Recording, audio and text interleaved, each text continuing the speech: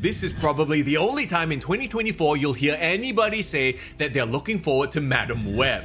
I certainly am. Because yes, she's gonna supercharge certain archetypes, but outside those archetypes, she's also got a lot of surprise potential as well. And I'll tell you why in a bit. Oh, by the way, I am giving away some variants and premium mystery variants. Check out the caption for giveaway details. But first, who is Madam Web?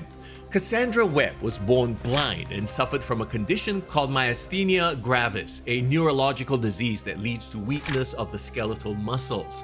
However, she was also born with powerful psychic abilities, including telepathy, clairvoyance, and precognition, which she used to become a medium. A medium that Spider-Man initially didn't believe in after their first encounter, but after she was right about many things, including his secret identity, Spidey started to believe. At one point, Madam Web achieved immortality through a ceremony known as the Gathering of Five. She brought together a group of spider women to stop a threat, was unfortunately killed by Sasha Kravinoff, the wife of Kraven the Hunter, and then brought back to life by the Jackal, but that was only temporary. In Marvel Snap, Madam Web is a 2-energy, 1-power card with the ability Ongoing. You can move one of your other cards away from here each turn. So basically, it's the original Space Stone. You remember that thing and how it works? But this one works on every turn because it's an ongoing ability, right? So the most obvious and powerful synergies are going to be in the Move archetype because she can move a card away from her lane once per turn with no extra energy spend, which means you now have a reliable way to buff your Human Torch, Dagger, Vulture, or Clone Multiple Man. And hey, pair that with Hercules in a different lane, whoo, the card you move away from Madam Web's lane into his lane gets moved again. So yeah, those move cards will scale up super quickly.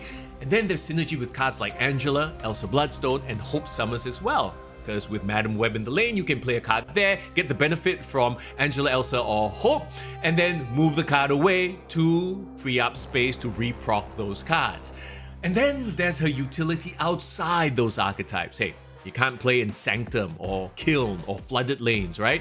Madam Web can move a card there once a turn. How crazy is that? And you can use her to play mind games with your opponent too. Won't you move a card away to win another lane? Just her sitting on the board lets you threaten other lanes in a way you couldn't otherwise. And that makes her absolutely cracked. Now, of course, there are counters to her. She can be hit by Enchantress, Rogue, or Red Guardian. Or you can use Kingpin to stop your opponent from using her, but who's playing Kingpin these days, right? Madam Web comes to the Spotlight Cache with Alioth, who, while is still strong in the right decks, isn't quite what he once was, though that variant does look pretty sick.